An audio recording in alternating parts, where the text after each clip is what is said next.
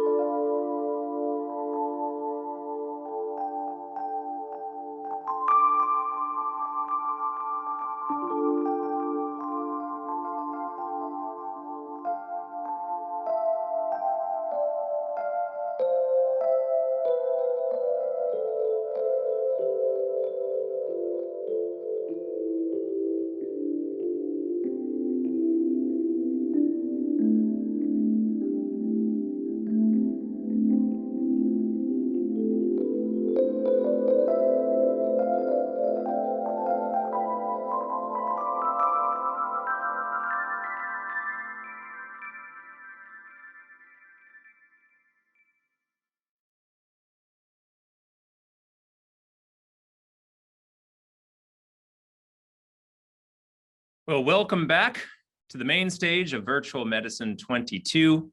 This is our last and final session of VMed 22, where we're going to bring it all together as we think about the future of MXR in this session called Through the Looking Glass.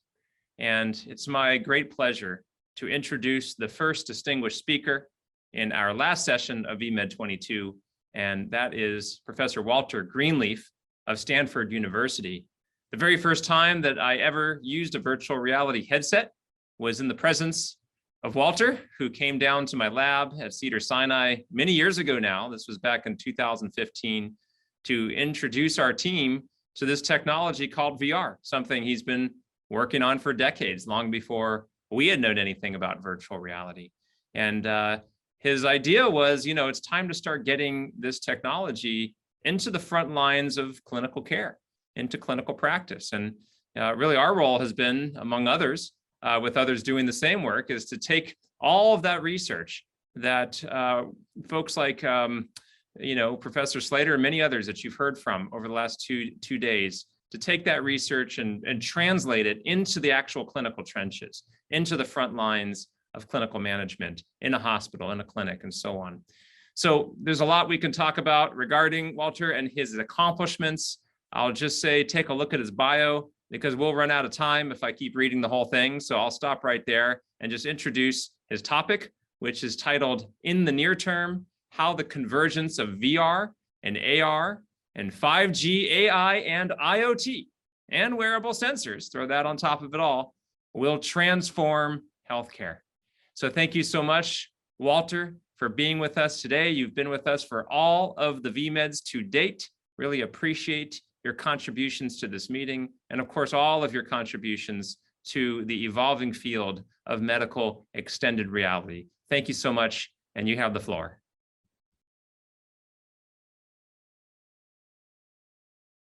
Hello, I'm Walter Greenleaf.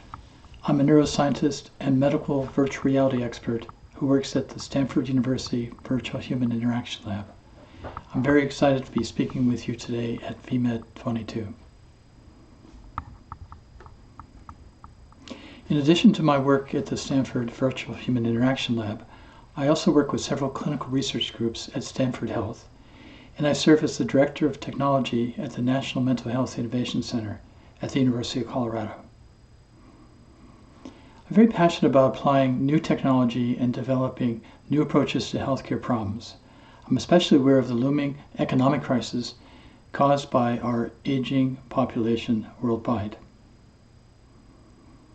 This concern about the looming crisis economically and socially because of an aging population is the principal reason that, in addition to my work at Stanford, I also work with a number of amazing digital health and VR product development groups.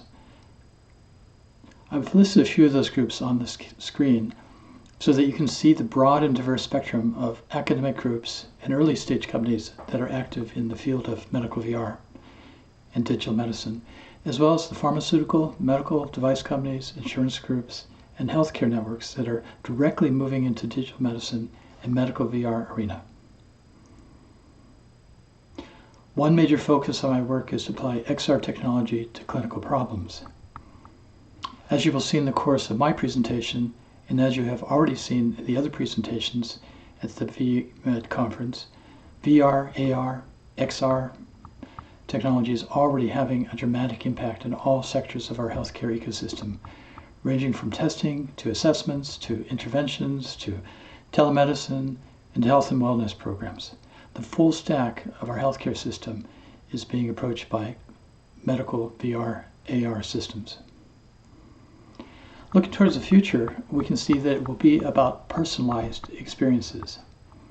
As such, the next generation of interface technology will incorporate and leverage technology that senses, interprets, and adapts to how you feel and act.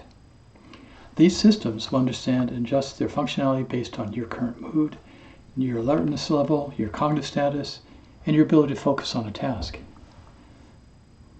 The broadly adopting technology and paradigms that we will use to construct and interact with our environment and with each other will dramatically change. Our interactions with the built environment, communication systems, entertainment platforms, transportation systems, social platforms, all will be enhanced by technology that personalizes our experience. Now, technology that personalizes our experience based on our current cognitive status as informed by incorporating information that has been developed as part of our unique digital fingerprint and data set. These precision analytics will be driven by biosensor and psychophysiological inputs in real time, and they will provide substantially more engaging and more personalized immersive digital experiences. So, my premise and my major concern is this.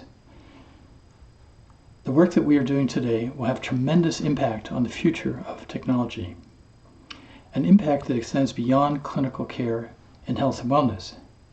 The data sets, heuristics, and analytics that are being developed and collected by clinical VR and AR applications will serve as the foundation for the next generation of interactive technology. This will impact how we interact with each other, with media, with educational systems, and with the built environment.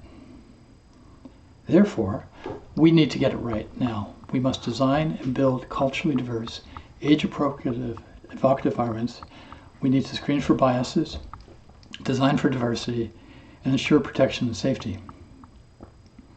We need to design carefully right from the start, since the data sets, algorithms, heuristics, and analytics will persist for decades and serve as the underlying foundation for our future technology-enabled systems. So today, I will be talking with you about VR, AR, and XR technologies and immersive systems. I will also be talking with you about the emerging and confluent technologies that are being combined with immersive systems to dramatically shift healthcare. These emerging and confluent technologies include FNIRS, next generation sensors, wearable biosensors, personalized genetic testing, passive and native data collection from smartphones and other communication devices, real-time cloud-based rendering, lab-on-skin technology, and also the cultural shift that we've had of being more comfortable and aware of an always-on, always-connected environment. We can also take notice of the dramatic changes in the business of clinical medicine. We're seeing shifting business models. The tech titans are entering into clinical care. There's a shift towards providing healthcare technology directly to the consumer. We have a shifting regulatory landscape, becoming more supportive and accepting of digital health systems and machine learning. We have better support and awareness of the value of telemedicine. And we've had a focus recently on finding new ways to address issues in mental health. Now, as everyone who is here is aware of, we're in the middle phase of a digital health revolution. the application of new technology to all sectors of healthcare, with an emphasis on placing the patient at the center of care, regardless of location. VR and AR technology are a key part of this digital health revolution. As you know, in the last 10 to 15 years, every medical device has been reinvented and moved from handwritten analog to the digital world. As a result of the evolution of these systems, we are entering the era of precision digital therapeutics, in which pharmaceutical and other therapeutic interventions are combined with digital health technology for incremental efficacy. As we develop digital health platforms, the accumulated data and analytic capacity positions us to provide a precision medicine approach to designing and customizing therapeutic interventions specific to the individual. Hand in hand with the evolution of digital health systems, we see the integration of several emerging confluent supportive technologies. For example, we are entering the era of ubiquitous medical wearables, which it is relatively easy and relatively inexpensive to capture key information related to our health status.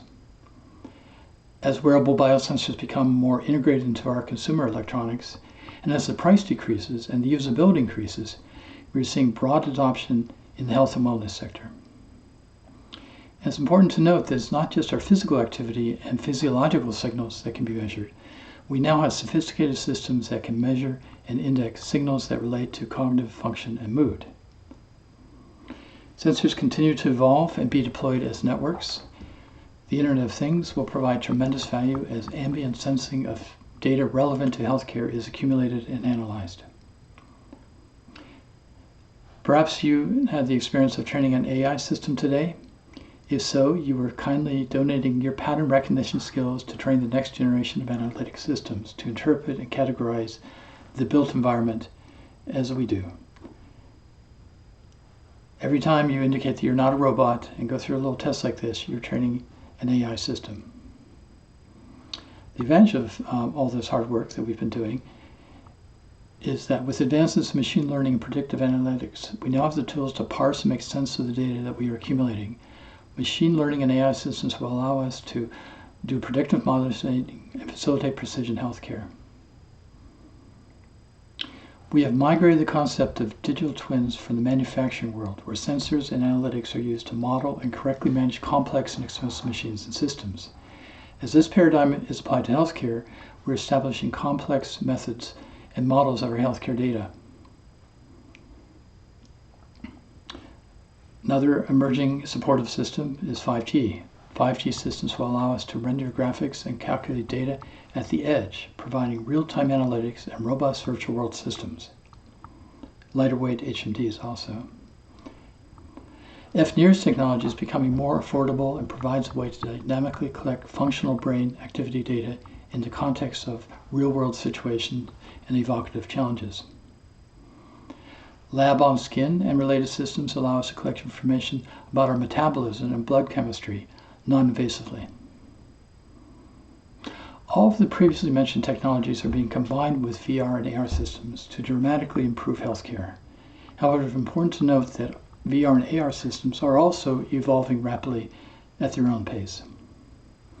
For example, there are new dimensions of sensory input to our VR systems, such as adding olfactory stimulus, smells, within our virtual world. Our avatars and virtual human systems are becoming much more lifelike and better at having a coherent discussion with us. A leap forward has been the incorporation of realistic facial expressions and other nonverbal communication. We're leveraging cloud-based rendering to provide for multi-user virtual worlds that are of great fidelity, sometimes approaching photorealistic. Importantly, we are also developing and improving the systems and technology to keep our data secure via blockchain-related encryption and management systems. We are also developing technologies to ensure that the devices that we wear and share are free of bacteria, fungi, and viruses. So, as everyone here knows, immersive systems, whether or not you call them VR, AR, XR, or MR, are evolving rapidly and gaining momentum. We know that XR systems will enable the next computer platform, impacting enterprise systems and changing how we work, play, socialize, shop, communicate, train, learn, communicate, and relax. So, as a result, now is the time for us. XR technology is now affordable, scalable, and accessible. The HMD is what you think of when you think of VR, but there is so much more going on behind the screen. Adoption rates of VR and XR systems are steep, steeper than that of color TV, the VCR, the PC, and the internet. The global VR and healthcare market the revenue is forecast to grow by approximately 40% over the next 10 years.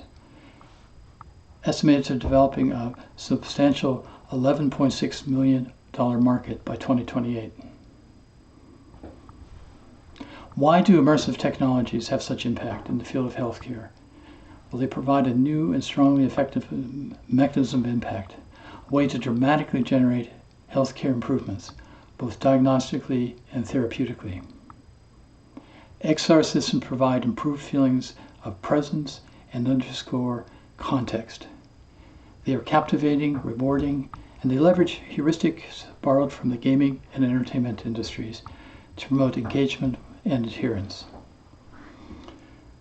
Through experiential learning, retention and comprehension is increased. By incorporating movement into VR experiences, we facilitate neural pathway activation and recruitment. And by activating sensory motor systems, we leverage muscle memory and enable procedural learning. The neuroscience of how VR promotes behavior change is complex. We do know that VR can promote behavior change by taking advantage of the way our brain's learning and reward systems function.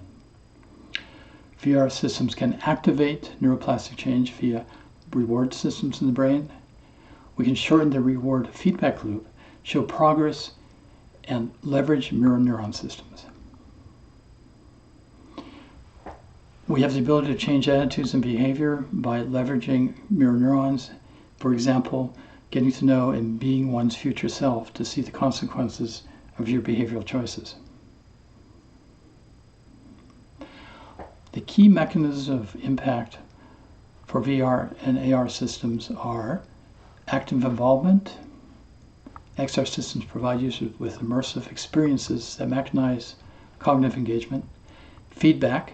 Learning is reinforced by direct, immediate, and relevant feedback. Engagement and motivation. The dynamic of XR system provides users with agency, and they're cost effective. XR systems extend the reach and reduce the cost of face-to-face training. Now, one thing that is very important, especially when we design our systems, is to know that we are wired for narrative stories. We know from research that stories provide superior retention, they provide improved understanding, create context and relevance, they can create empathy, promote engagement and participation, and enhance the creation of meaning and personal relevance. Using VR and other immersive systems, we now have the ability to put a story behind our medical engagements. This becomes particularly important when we look at the high dropout rates for mental health apps. More than 1/2 of the participants in mental health app studies drop out in the first week. This lack of engagement is the biggest problem for going to market with digital therapeutics. It interferes with our ability to conduct clinical trials. Now, I want to talk about the evolution of VR and AR technology. The first general purpose and commercially available VR systems were conducted back in 1987. This is about the time that I got involved. Back then, our VR systems were the size of small refrigerators, and the head-mounted displays were so heavy we sometimes had to counterbalance them with something like a rock or a brick. But despite those limitations, there was a cadre of pioneer research scientists who have built their careers around studying medical VR and AR technology.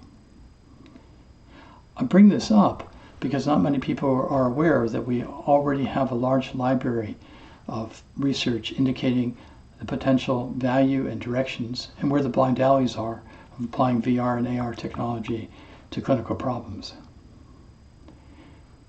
So we know that VR, AR technologies are disrupting all aspects of the business enterprise: education, manufacturing, product design. But healthcare, I think, will be the biggest vertical that will be disrupted by emerging XR technologies.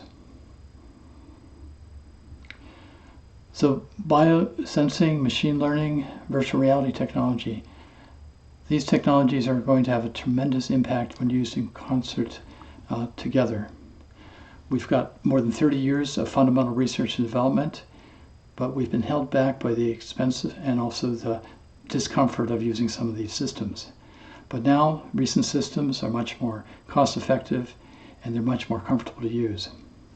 And all aspects of our healthcare system are being impacted, the full stack.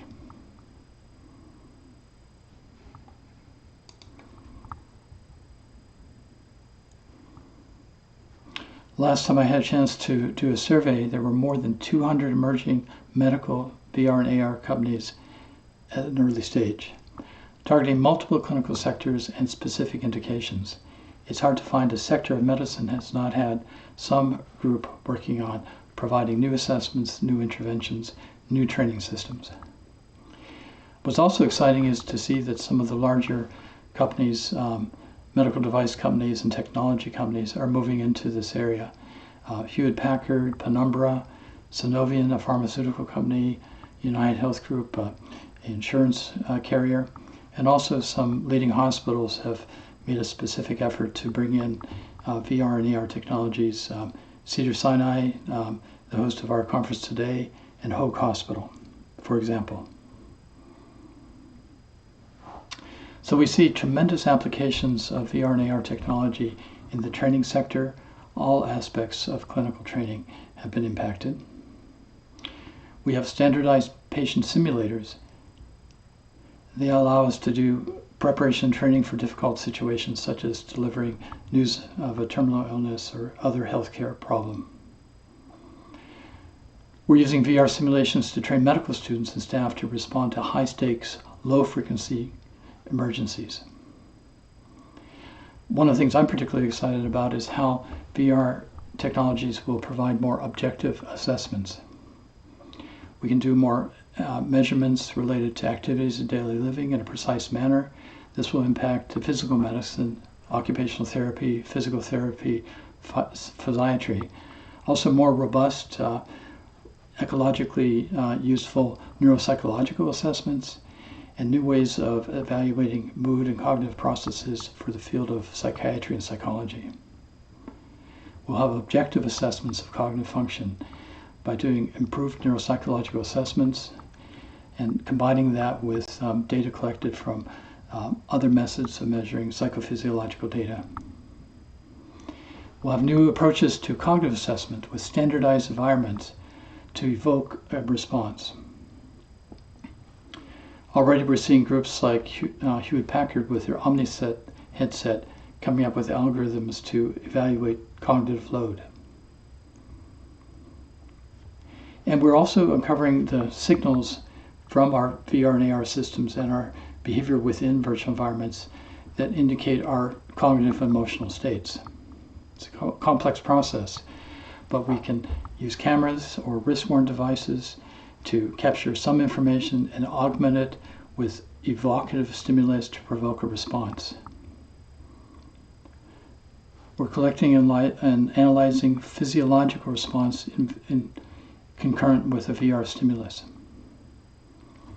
We can use AR technology to generate a digital neurosignature, for example, to measure longitudinal level changes in Alzheimer's disease. I'm particularly excited by the work of Lee Williams at the Stanford Center for Precision Mental Health and Wellness. She uses medical imaging, passive data from smartphones, and VR as an evocative environment to understand brain circuit biotypes and use this as a better way of coming up with a critical pathway for patient care. We also see XR technology impacting improved interventions in medical care. We see surgeons using VR systems to do preoperative planning and image-guided surgery in real time. We see new approaches to physical medicine and rehabilitation. And significant amount of work applying virtual environments and wearable sensors to make a big difference in behavioral medicine, psychiatry, and psychology. Almost all aspects of mental health care have applications developed using XR platforms. A lot of examples of using XR for both acute and chronic pain mitigation. And of course, a lot of work with exposure therapy, post-traumatic stress, phobias, and anxiety disorders. We can use VR and AR to address addictions with refusal skill training, risk avoidance training, situational confidence training. And a large number of systems have been developed to support improved health and wellness, preventive medicine. We can promote exercise and weight management, help people reduce their stress by learning mindfulness skills, address disabilities with VR as an interface, and address isolation by connecting people using virtual environments to do more than just have a video call, but to actually do something fun together. And of course, support palliative care and also grief counseling. So to summarize, it's clear that the future use of technology will be to provide more personalized interaction with our technology and more personalized experiences. We'll leverage technology to better understand us and to adapt to us as they go about their functions. It will be the data that we collect during this era as part of our applications of VR and AR technology to healthcare that will empower this next generation of interactive technology. I'm excited because many of the applications that are being developed will have a direct relevance to senior care to address the concern I have about the looming problem of an aging population. We'll have better ways to address isolation, loneliness, address acute and chronic pain, depression, anxiety, better ways of treating stroke, design for disabilities, ways to promote post-discharge follow-up and promote adherence, and also better ways to help with training of staff. I think this will make a big difference as we care for our aging seniors. So thank you very much for your attention. Enjoy the rest of the conference.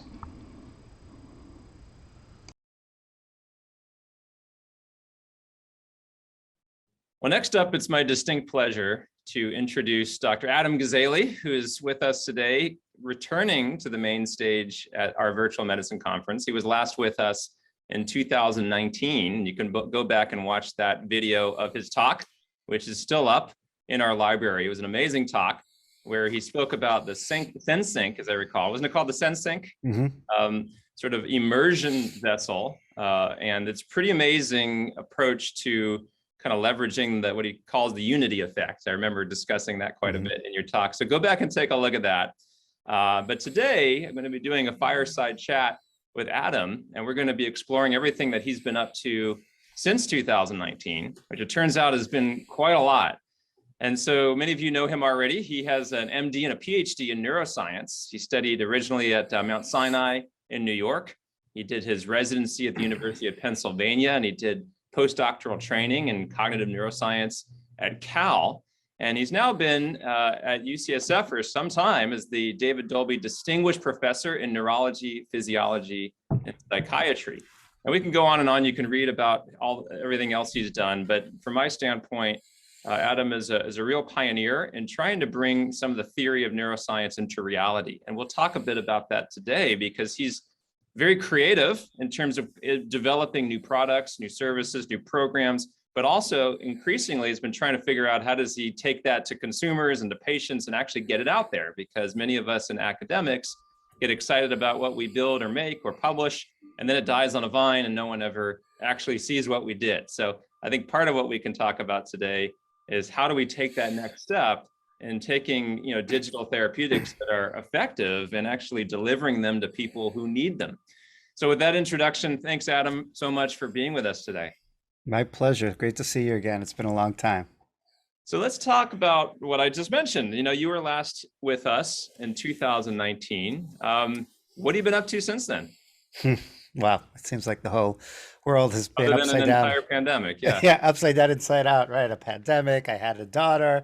It's been a busy couple years in the personal front for sure.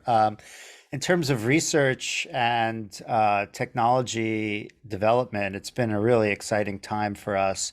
We were at, I would say, a reasonable place when the pandemic started because we had done a lot of research already and we were analyzing data. So for laboratories around the world, the pandemic is really devastating, of course, because you can't get into your labs. But we just were fortunate that we had finished six randomized controlled trials and were really well positioned to just work at computers, which was Mm. perfect. So yeah, there's been a lot of progress both at Akili Interactive, which is the company I started, co-founded, I guess almost 12 years ago now, and Neuroscape, which is the research center that I founded and run at UCSF, both on in terms of digital interactive experiences as medicine, as educational tools, with tablets, virtual reality, the whole gamut. So I'm happy to dive in wherever you would like. Yeah, so why don't we start with Achilles? Because there's been a lot of exciting updates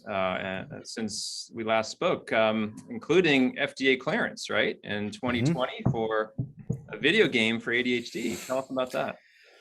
Yeah, that was definitely a highlight of the last couple of years for me and for hundreds of people that have been working on that. It started in 2008. I'm pretty sure I probably mentioned this on the stage when I was here with you last, but it was the idea that I had of a video game as an attention improving tool that could target impairments in attention in different clinical populations. And I guess for like almost a decade, I've been standing on stages all over the world saying, one day this game will be approved by Uh, the FDA as medical treatment. Probably stood on your stage and said it. And in 2020, 12 years after that idea, the original work, 2008, 10, 12, right through our Nature paper in 2013, started the company, and then multiple clinical trials, including many that I wasn't even an author on, such as the pivotal trial out of Duke, which was positive, published in Lancet Digital Health, and showed an improvement in attention abilities in children, 8 to 12-year-olds, that were diagnosed with ADHD when playing the game versus another game, a word finding game. mm. And that data was presented to the FDA. I was heavily involved in that process. And in middle of 2020, we were able to finally have approval of that game as a class 2 medical device to treat inattention in children with ADHD. Incredibly exciting, a milestone in lots of ways. It's the first video game approved by the FDA for any clinical condition, and the first digital treatment for children of any type. So it was a really gratifying moment. My co-founders and I like to joke with them. It's like climbing this giant mountain after a decade and getting to the top, and you have like just basically a day to celebrate, and then you Yeah, see that there's another giant mountain in front of you. yeah, and I'd love to talk about that because earlier in the program, we've had some panel discussions about the regulatory landscape. And so there's the whole first mountain that you've climbed to get to the top of that. And now you find yourself with yet another mountain. And, I'd be curious, is that mountain taller than the first, or is it more just going to go up the same mountain? Like, tell us about what that mountain looks like to you. Yeah, it's massive, and we always knew it was there, looming in the distance. This is the mountain of commercialization. Right. How do you really bring a product? Before it was a prototype, and then it was a research study. How do you bring a product into people's lives to really make a meaningful difference? And there's an incredibly long list of challenges that are necessary to do that, such as, for example, having a digital pharmacy so that it can be downloaded, so that it can be Mm. linked with insurance codes so the doctor could prescribe it. You have to remember this video game is only obtained if prescribed by a doctor. So all of those pieces have to link together, and they really weren't in place. Also, the taking of a digital medicine, the consuming of it as a treatment, is incredibly different than putting a pill in your mouth. Um, many different frail areas along the way. You really need a high touch approach with this. It's not just as easy as doing this. If your operating system's out of date, if your Wi-Fi connection doesn't work on a certain time, and so there's just a lot of technical challenges that you want to address. And then, of course, how do you reach those patients? How do they know about it? How do the doctors know about it? Do you conduct a similar sales approach like you would if this was a new drug? Or do you use digital interfaces and platforms that exist like social media? Because this is a very different type of treatment and people are on these platforms, and this is a digital treatment. And then, of course, there's helping educate everyone, from not just the doctors and the patients and the parents in this case, but also insurance companies that are going to reimburse for this so that people have access to it at a reasonable cost. So all of those are, the next mountain after regulatory approval. So that's what we're working on now. Yeah, it's a tremendous set of challenges, and just starting with, as you said, taking the therapy itself. When you prescribe a drug, there's a molecule, and the molecule is the molecule, as long as you make sure, which isn't trivial, that the molecule is delivered correctly and packaged correctly.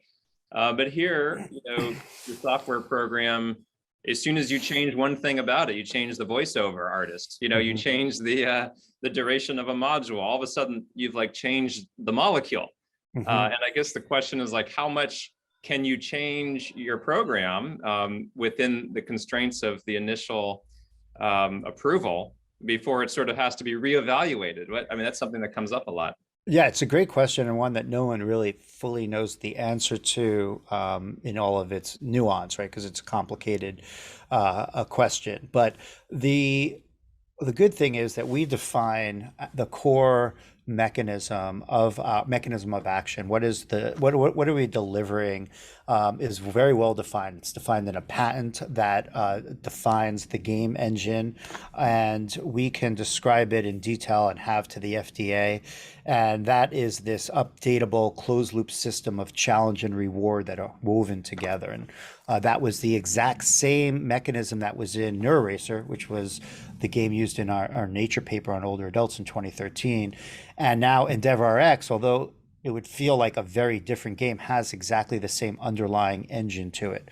So as long as we preserve that, changing art, music, story, characters, reward systems that surround that but are not core to that mechanism is all possible to update to deliver a richer, more sustainable, more enjoyable experience.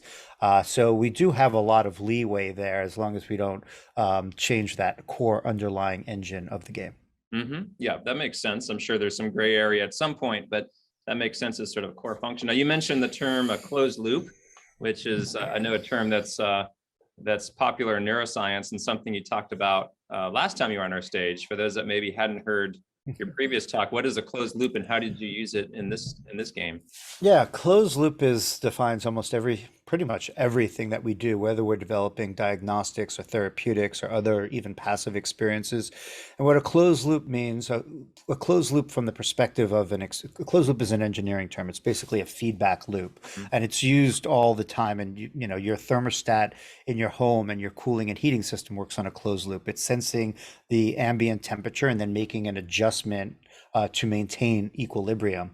So closed loops exist throughout many of the devices that we have, but they don't really exist very frequently in medicine. But what we've done here is create a closed loop between yourself and the device that's presenting this experience to you, in this case a video game. And what that means is that all of your performance metrics are being used in real time to update the challenges and the reward that you're experiencing. So we consider it a closed loop experience. And what this does, it allows us to maintain the challenge level and even levels of enjoyment and engagement right at that sweet spot that it's most effective for you. So if it's too hard, if it's pushing you too hard, it can back off, and it does this automatically using algorithms, known as staircase algorithms, adaptive algorithms. And if it's too easy, it could challenge you appropriately. So we find that this is the best way to create a really personalized treatment and also targeting it to the neural networks. And all of the games that we have use these closed loop systems.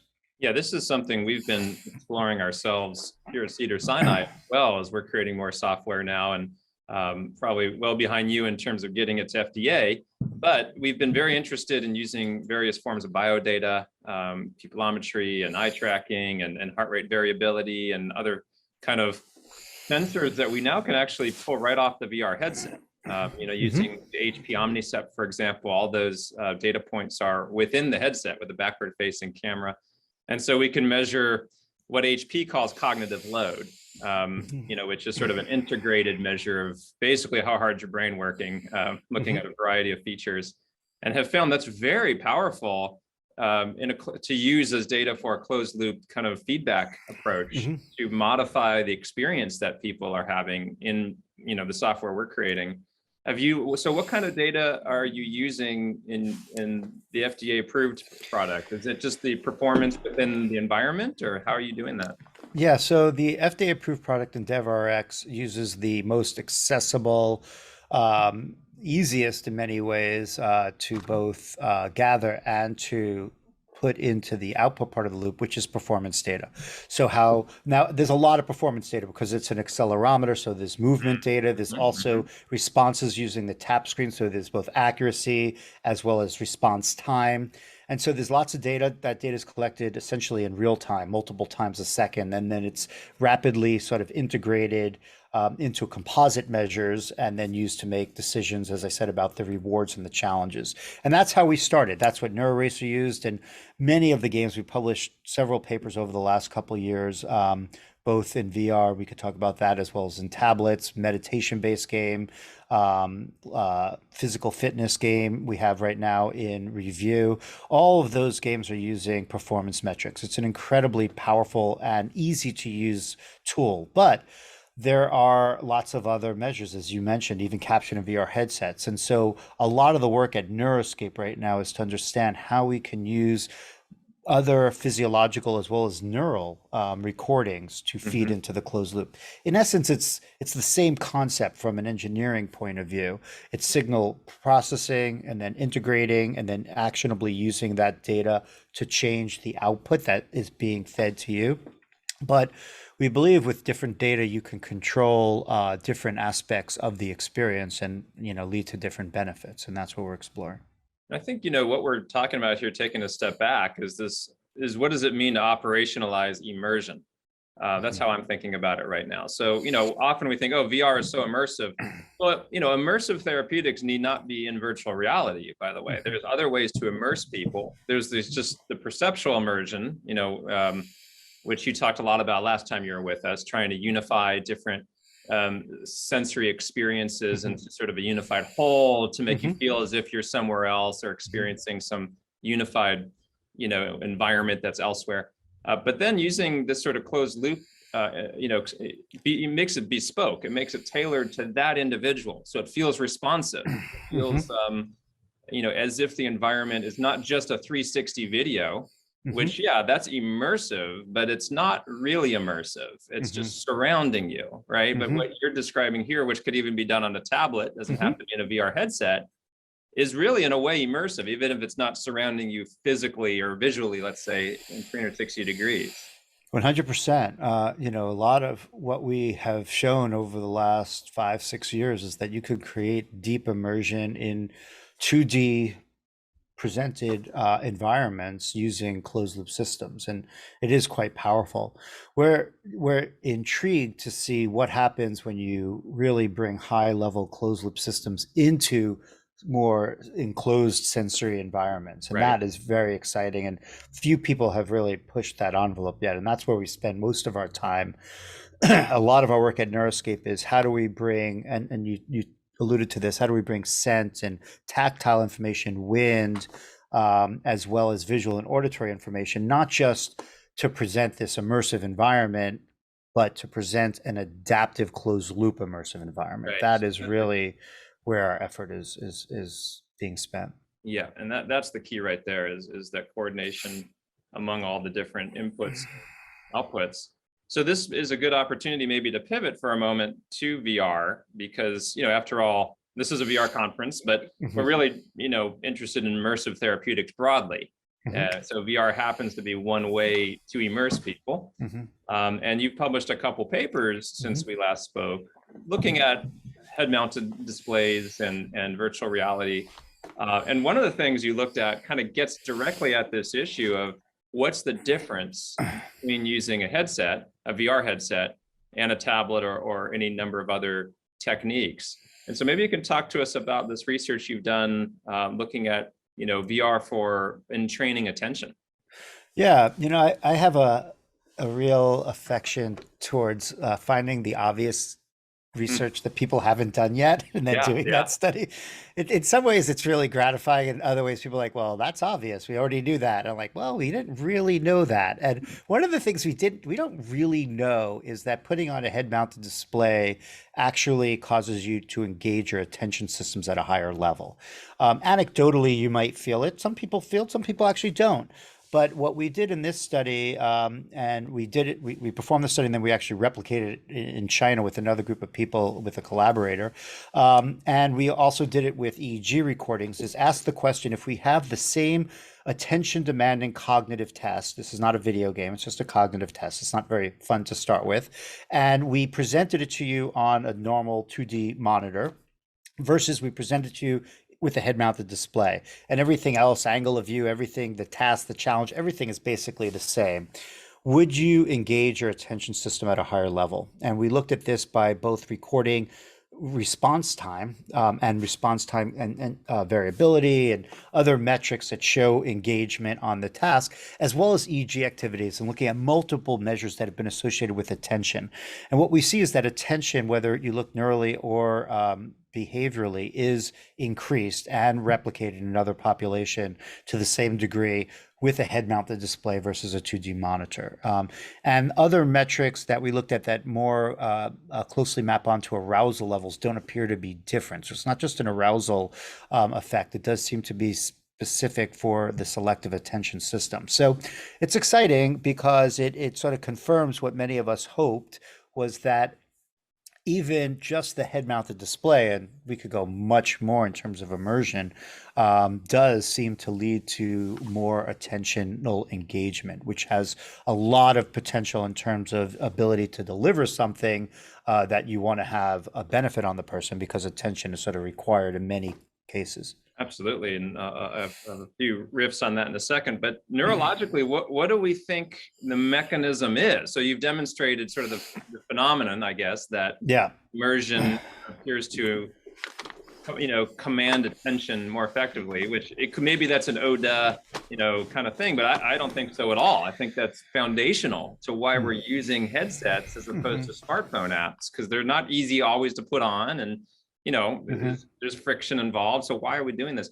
But we'll talk about that in a second. But what do you think is actually happening in the brain? Do we have any idea, or is it just sort of we're describing the phenomenon right now? I mean, it's really describing the phenomena. We know the differences between the two systems, and one of the not subtle differences is just the ecological validity of being able to see things with depth in space as we normally do. Right. And so there aren't all that many other things that are different between these two conditions. So when we try to interpret the phenomenological effects that we're seeing, which is an increase in attentional engagement, we're attributing it to the main difference, which is the ecological validity of engaging in an environment that has spatial information similar to the real world. You're saying it's not just arousal, so it's not just like you're waking up more because you're in this, fantastical world. It's right. Something else, right? Yes, it seems, and we would say that because it's getting one step closer to how you attend to things in the real world,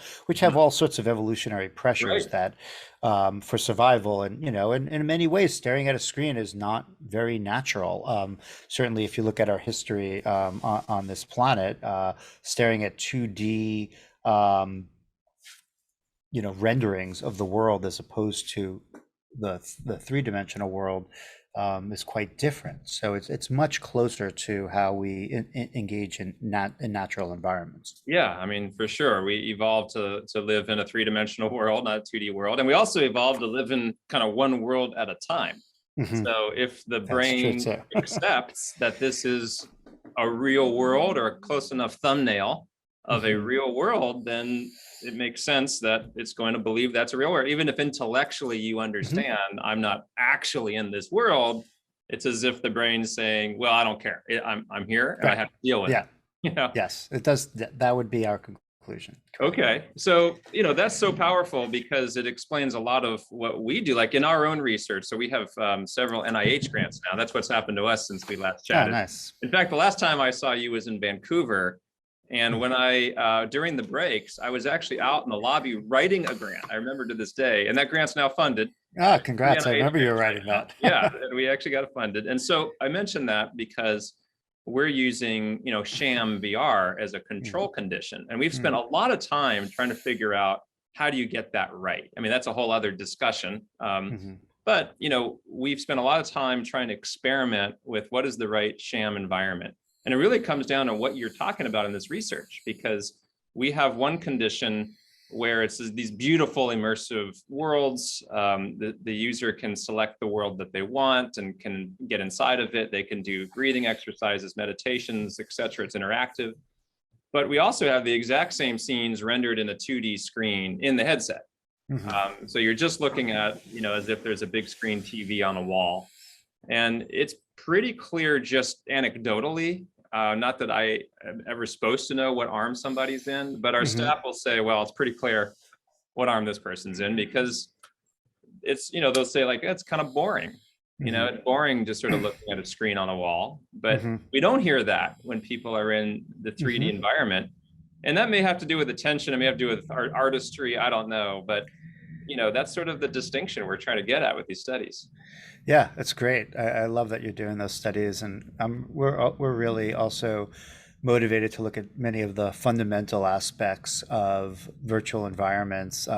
For example, we're doing a study now looking at the difference between navigating a virtual environment using your hands, like a controller as you would in a video game, versus physically walking using feet trackers. So again, another step towards the ecological validity of what it's like to move in the real world, and seeing if there's a difference in terms of the not just your subjective impressions, but in terms of the outputs of those games. That's the spatial navigation game that we recently published as a memory improvement tool. In that game, you move through a world by walking, moving your feet. And we don't know. Labyrinth?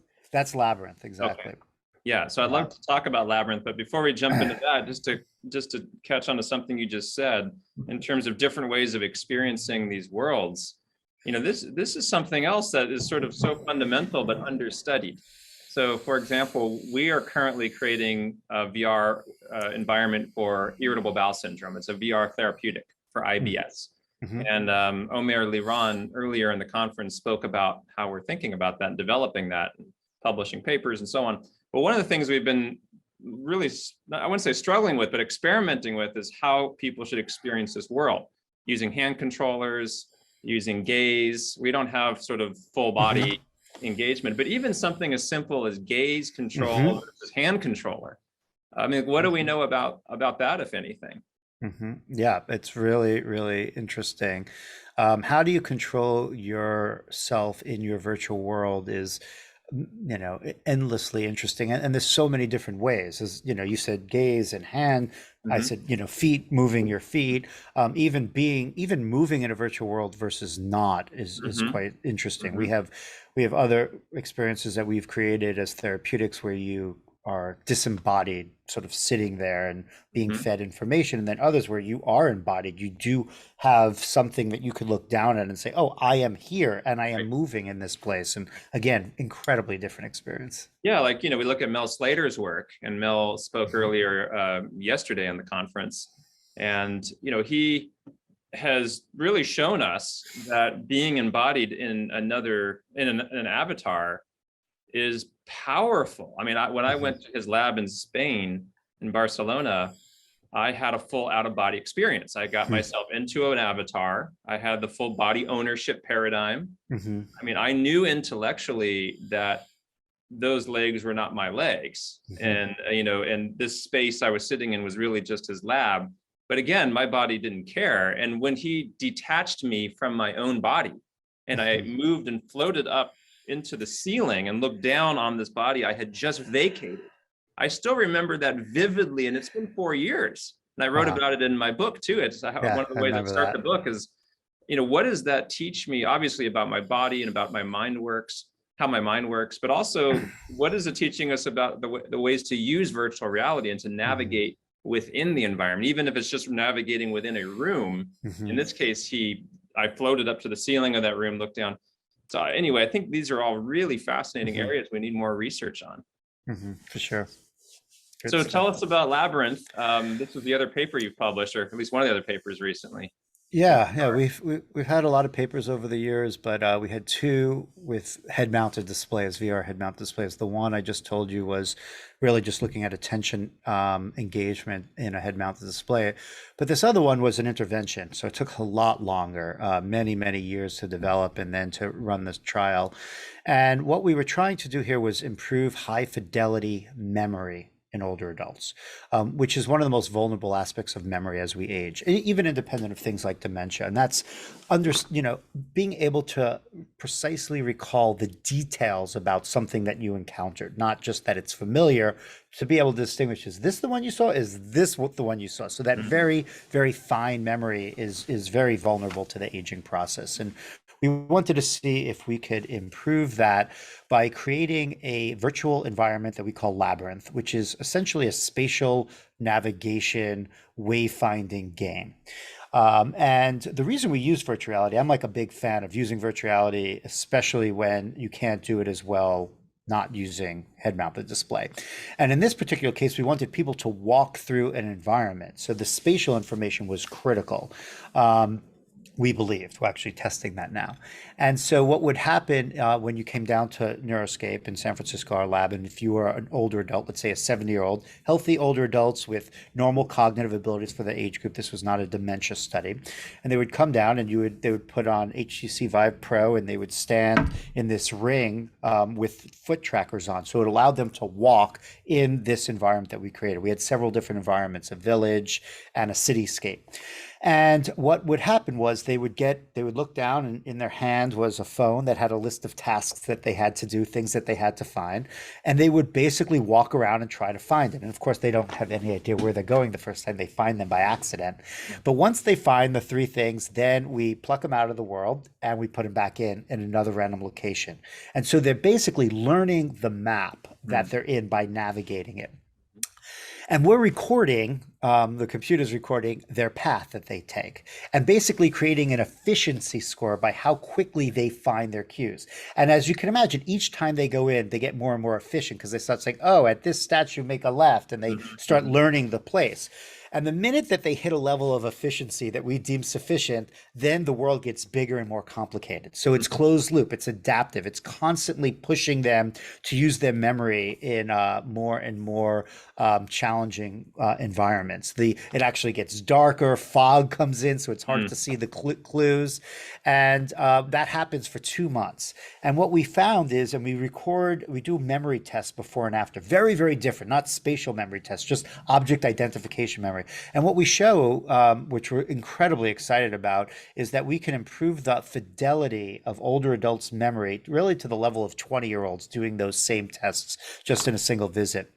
And we believe we have not found in the literature an example of a memory intervention that works in this way, not like a memory palace or a trick in order to memorize, as you can do, memorize vast numbers of digits. There's nothing that they learned about how to remember better. They just remember better. The process of memory formation is a more robust one after 2 months of exposure to this VR game Labyrinth. So yeah, well, that is so fascinating. And for those that don't know what a memory palace is, this is it goes back to the ancient Greeks, actually, who, before we had books and before we had printing presses, all of human history was transmitted from mind to mouth, and we would tell stories. And so the ancient Greeks would memorize things by visualizing, using the whole basically visual cortex, which is one of the most I think is the biggest part of the brain, isn't it? I don't know, you tell me. But anyway, the point is, it's a potent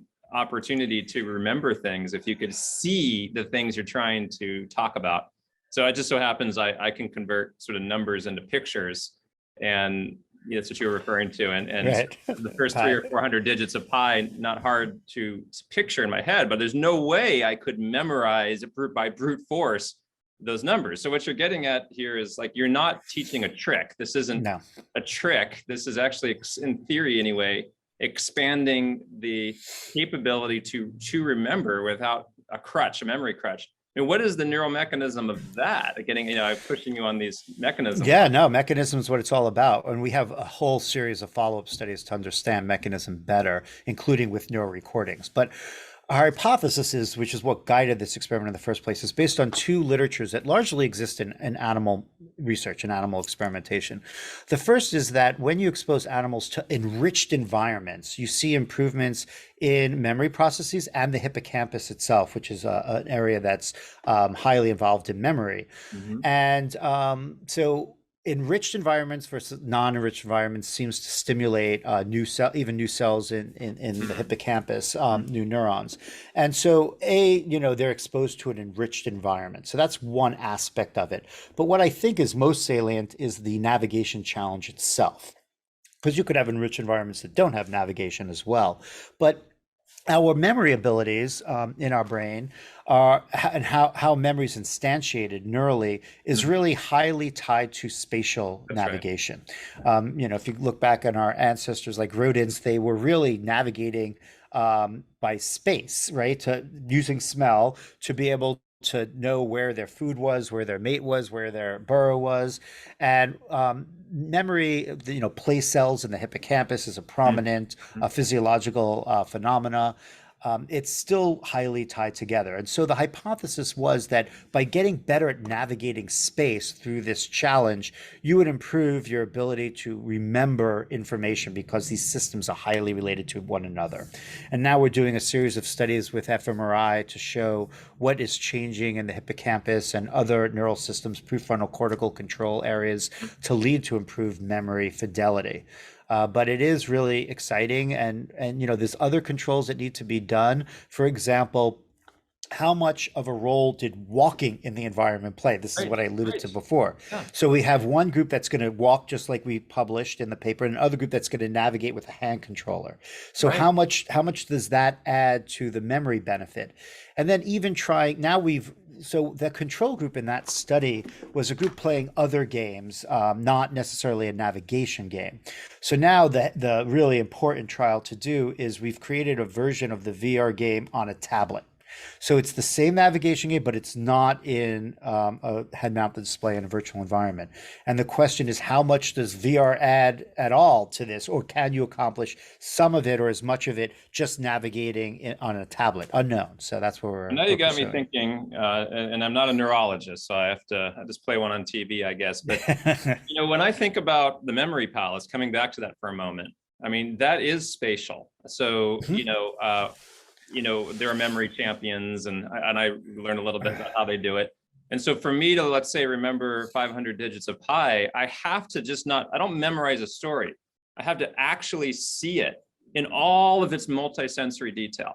Like I see the sequence of events in physical space, and I can see and smell and hear. And the more you kind of think about all the senses, you might smell something, hear something, see something, it locks in the memory much, much tighter.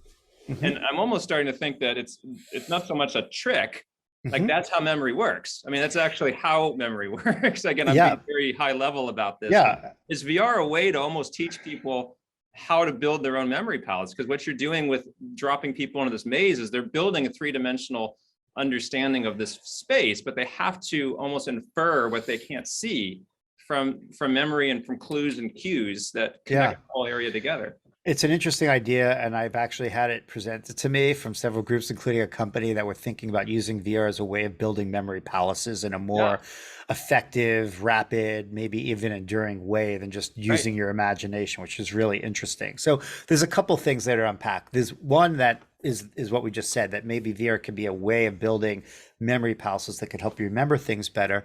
And then there's also this interesting question of mechanism, of how did they get better at remembering things that weren't spatial. Now, there are theories about memory that that's basically proposed that all memory is really relational. Like memorizing someone's face is in some ways spatial also. It's not just, it's how their nose is positioned relative to their eyes. There Right. is still positional spatial information and things that you remember, even if you're not navigating it. So that it leads to lots of interesting basic neuroscience questions about memory and its underlying mechanisms. So I see both things here. This as a tool to just improve people's memories from a process perspective, also as another sort of trick, but opportunity to build more sophisticated memory palaces using virtual environments, which Yeah. is very cool. I think that's a huge, fascinating opportunity for VR that we all need to think a lot more about. Wow. Well, you know what? We're out of time, which is amazing to me because the time flew so fast. And as usual, when talking with you, I end feeling like we've just begun and there's so much more to talk about. I know. Things just keep popping in mind. I'm like, oh, we didn't talk about this and that. But Absolutely. Well, it does remind me that we probably need to talk more often outside Yes. of formal events like VMed. And there's so much exciting stuff happening. The metaverse is coming. We have no idea what that means for healthcare and for human health in general. The good, the bad, and the ugly, and what role do we all have to play in trying to form a more perfect environment, whatever that environment will look like. And those are all the big topics that this discussion underlies. Yeah. Is really the neuroscience of this of being within these worlds and what these worlds can contribute to real reality in Yeah. reverse. Undoubtedly. Yeah, I'd love to have that discussion about the metaverse and healthcare in the future with you. I think about it a lot. Well, with that, I think we will sign off, and thank you so much for a really invigorating and just fun discussion. And we hope to see you back at our next VMed as well. Certainly. It was good seeing you. Thank you right. so much for having me. Thank you. Well, thank you again, Adam, for that invigorating discussion. And with that, it actually brings us to the last and final session of VMed 22. And I'm pleased to bring Dr. Omer Liron back to the main stage with me. And the two of us are now going to reflect as best as we can on everything that we've heard over the past 2 days, highlight some of our big takeaways of what we've been hearing from the incredible faculty, and sort of provide a blueprint for what we think should happen next for MXR to succeed as an emerging field. So why don't we just jump into it, Omer? You ready? Yeah, I'm ready. Let's do it. Okay, so here's what I think. The first thing that sort of comes to mind for me, and this is in no particular order, but is this idea of multidisciplinary teams. And so I'm thinking back to one of the talks I heard from the Savannah School of Design earlier. That was just really brought to my attention the notion that multidisciplinary teams are vital in order to make MXR work. MXR is not just a medical field, that's the M in MXR, but it's really a multidisciplinary field. We have artists, we have architects that have been on this faculty, sound engineers, people with a digital design background, with an entertainment background, with gaming backgrounds, all coming together to work jointly in creating new MXR programs. And I think as we move forward, this is going to be very, very important, is to think about who should be on the development team. It can't just be doctors or clinicians. It should definitely include patients, and we've heard a lot from patients in this session or in this Congress. And so what do you think? Does that make sense to you, Omer? Yeah, absolutely. Super important to have multidisciplinary teams where everyone is contributing from a different angle in order for our product to really come together. And that actually ties into how important human-centered design thinking is, where you use patients to help you develop the app, not just develop the app in isolation. And that's really true for any product, really, but especially important when we're talking about medical products that are going to be used for patient care, because you don't want to spend 2 years and who knows how much money developing apps that then patients just don't like because you missed one key item that you would have easily picked up on if you just asked. Completely agree. And yesterday, or was it today? I can't remember anymore. You and I gave a joint talk where we talked about developing this particular app, IBS VR, and how some of the smallest details that we didn't necessarily think were very important, like the look and shape of the mandala or the mandala that expands and contracts, that alone was extremely important. And we talk a lot about that in our other talk. And so this idea of human-centered design is absolutely vital, particularly as we start expanding and putting more and more resources into developing these apps. So I think that's a great one. Well, I have one too. I think it's really important that we start to get a clear handle on the regulatory landscape around MXR. We heard from Josh Sackman about how Applied VR, for example, has navigated the regulatory pathway to obtain an approval for one of their apps. And more, we're going to see more companies moving through the regulatory landscape. And I think as MXR expands, it's going to be really important that we work with the FDA and other regulators, both in the US, Europe, and around the world, for them to, first of all, be educated about MXR, what is it, and to figure out what are the pathways to obtain approvals. So this is something we'll see more and more of moving forward. I think that's a big takeaway for me. Yeah, that's a really key one. Well, this one ties into that eventually someone's going to have to pay for this stuff. So it's going to have to be covered by insurance at some point. And the regulatory pathway is definitely the clearest way to achieve that. Otherwise, this is just going to sit in a lab and as a research project. But to get into people's hands, it has to be paid for. Yeah, 100%. And today we had one of the deep dives on what's called the fourth hurdle, which is getting through all those other hurdles of designing and developing and validating and getting regulatory approval. And then there's yet another mountain, which is getting insurance coverage. And in my last discussion with Adam Gazzaley, we also talked about some of these hurdles. So that's a big theme for me as well. Totally agree.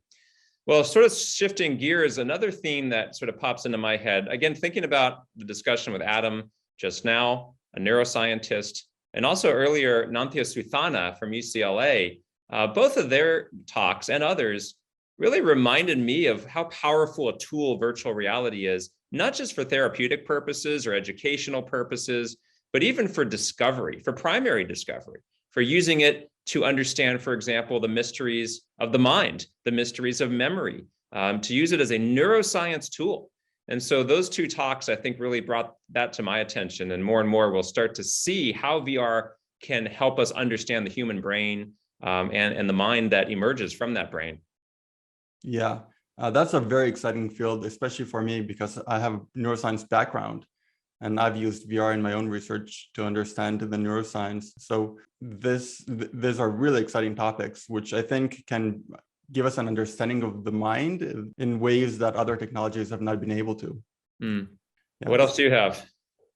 So what about the fact, well, we talked about the regulatory landscape and need for insurance coverage, but what about the fact that right now software comes on single headsets instead of being distributed? So if we develop a medical application, we sell it with a headset, which then makes it much more expensive. I think one thing that I noticed is just how many different headsets there are. And wouldn't it be great if the medical software worked on the headsets that most people have at home so that it can really be widely distributed to people? Yeah, this is really a big area for me, just a pragmatic issue. You know, for example, if I want to download an app on my phone, I don't need to buy a new phone every time I download a new app. I mean, that would be ridiculous. I would have 100 smartphones all around my room here. And I have to pick the right smartphone and remember which one has the right app on it. And yet right now, at least for the time being, we're seeing, including regulated apps that are having to be sold and distributed, preloaded on a particular VR headset. And I guess for now, that's sort of the model. And, we got to start somewhere. But it would be great if we could have a way for a clinician to prescribe an app and then basically give an electronic prescription that allows a patient to download that app onto a headset that they own on a HIPAA compliant platform that is a VRX, a true virtual reality or extended reality pharmacy. And I think, I'm not sure if Oculus is going to really be that pharmacy. We're still working through, the issues with, data privacy and security around Meta and Facebook and so on. I don't know where that will go, but I do think we need a single platform where we can load up all of the VR apps or XR apps into one place. So totally agree with that. Yeah. Yeah. So another thing I think we need more of is more focused sort of teaching and training around this field of MXR. And so the thing here is, everyone that comes to these conferences has an interest in XR, but we can see in some of the talks how XR is expanding in different health systems. For example, in the VA, there was a map that they showed showing all of the different places that are using extended reality across the VA. I was amazed at that talk, how many places are using XR. So for those that didn't catch that, you can see that talk from the VA. And other sites that are, other health settings or systems that are really using XR. How do we standardize the way XR is being used across all of those places? Is there credentialing? Is there some form of best practice training? Of course, it's going to depend on the use case and the clinician and the patient population. But do we need to start having workshops that clinicians can attend so we all learn from one another beyond just lectures like this? Will there be a certification program? Will MXR become its own field one day? So there actually is a virtualist who is the person who owns XR in their hospital and uses it across different conditions and settings. These are open questions to me, but I think they're ones we really need to start figuring out. What do you think about that? Absolutely. Again, to be able to distribute this technology to as many patients as possible, as we all think should be done, we have to educate as many clinicians, because without the clinicians, these things are not going to be prescribed. So what we need is, like you said, a credentialing program maybe, or some kind of a training program that will educate clinicians across the world in order to, because right now even people watching these talks, they watch the talks, but they don't actually know how to get started using the technology. They know the technology exists, but how do you actually get it working in your practice? You have to be able to do that, you have to learn how to do that. Right. So I think that credentialing makes sense. I know we've been talking about at Cedars-Sinai developing a teaching service for our own clinicians, our own trainees and residents, and even to make it available for outside trainees who may want to come to Cedars-Sinai for 2 to 4 weeks at a time to learn how to use XR in the hospital. So that's something that we're working on right now. Yeah. That's really an exciting topic as well. What else do you have? Well, I think related to that is, how do we really implement this in practice? So we've been talking about training, which is to me sort of related to implementation, but sort of more the scientific side of when is it appropriate to use VR or XR and in whom, and how do you select your cases? But also we need to do more in just how the nuts and bolts of actual implementation. How do you clean the headsets? We heard a discussion from our friends at CleanBox, for example, about some of the implementation challenges, including cleaning headsets. How do you protocolize an inpatient service or an outpatient clinical service? Who are the staff that are involved? What are the credentials of those staff? Do you need technicians and so on? What are the right headsets to use? I mean, there's so many open questions about just the nuts and bolts of distributing and implementing MXR in actual practice. And to me, this remains a very exciting opportunity. Now that we have over 10,000 studies on PubMed, I think we need to start really turning our attention. And I've been saying this for the last several VMeds, to getting this stuff implemented. Like, let's say a clinician wants to get a hold of you or me. How do they do that? Should they have to pick up the phone? Do they have to email us? Or could they put an order into the electronic health record that pops up like any other consultation order, right? These are all open questions. How do we do this? Yeah, and we've been working hard to try to protocolize this, of course, as you know. And I think we're making good progress. So again, it's something that is being developed, and I hope that others join us in actually getting this stuff implemented into the clinical practice, and not just as research projects that then end when the research ends. Right, right. Yeah, what I also learned watching this is just how many creative ways there are to use in MXR. And also that this is just the tip of the iceberg, as we heard from the futurologists here.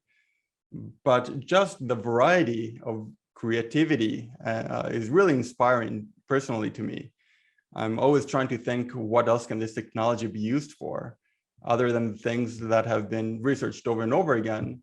And today I'm really inspired by seeing that really creative people have come up with very interesting ways to use it. Yeah, absolutely. I think through some of the talks, we just heard from Walter Greenleaf earlier yesterday, Daniel Kraft, Raphael Grossman, these futurologists you described, all kind of providing incredible examples of both multidisciplinary research, but also creative, forward-thinking approaches to using digital technologies in general and XR in particular. And I enjoyed Raphael's sort of history of XR going back from the very beginnings when XR was this huge bulky set of headsets that were completely untenable, horrible user experiences, to what we have now, and who knows what we're going to have in the future. But with each iteration of technology, we need creative people who can figure out how do we apply these technologies in ways that other people just haven't been thinking about yet. And that's the fun, the incredible fun of MXR, is to me the creative part of it. Not necessarily the technical part, although that's extremely important.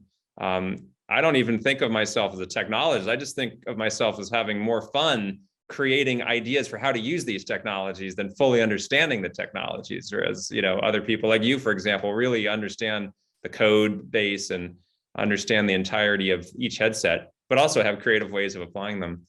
So yeah, completely agree. And another opportunity for creativity is sound design. And we've been talking a lot about visual design, but there were a series of talks. Howard Rose gave a talk. There were others, Walter Werwoza, on the power of sound. And when we think about XR, we think of it as an immersive therapeutic. It's not necessarily a visual therapeutic, it's immersive. And by immersive, we mean immersing all of the senses. And sound is the obvious second one to really leverage. And we heard some great examples. And we've been fortunate to work with some outstanding composers like Jeremy Roberts, who has been developing music for us for our apps. And it's just so clear that the music makes a huge difference in the emotional valence and the opportunity for therapeutic benefit. Yeah, this is something that people in the movie industry knew for decades, but we're just learning now how to apply sound in a virtual environment so that it's the most immersive it can be. And from what I found is the more immersive it is, the more people are invested in it, the more emotional valence it has, the better the therapeutic effect is. So that is something that I think everyone should be thinking about, and not just as a secondary thought at the end of after the visual design, but really as an integral part of the design. Absolutely. And you talked about that in your lecture as well. So for those that didn't hear Omer's lecture, go back and check that out, because you have a whole section on sound design. All right, well, I think that was a run through of 10 takeaways and sort of ideas for blueprinting the future of MXR. And incredibly, this ends VMed 22. This has been absolute labor of love from our entire team. So I want to really thank our entire team at Cedars-Sinai, whose names are listed here beside me, for their incredible support over months and months of preparation for this conference. This is a conference that we actually prepare year-round. It's not something that comes together in the last few weeks. It's something that takes pretty much 12 months of work year-round, from identifying the best speakers in the world to come to VMed, inviting them and setting up everything. Thanks also to all of our sponsors who have been helping us to make this a reality, and to the over 350 registrants this year who made VMed 22 an incredible success. We want to thank you as well for your commitment to VMed. We really hope to see all of you next year in person back in Los Angeles, like our old VMeds. We're all praying that we can get back in person. We may still have a live stream along with it, but there's really nothing like being in person and seeing the virtual reality and seeing one another, ironically, in real reality. RR is where we live our lives and where we want to meet next year. So mark the dates. The dates are listed here. above us. We're going to be having this event next year in Los Angeles at the Sofitel Hotel across the street from Cedars-Sinai Medical Center. Got a beautiful space all lined up, all ready to go. So mark your calendars now, because we will all be back together in person in Los Angeles next year. Until that time, everyone, please stay safe, be well, and keep advancing the science of medical extended reality. Thanks so much for being with us. I hope to see you all there. Bye, everyone. Take care.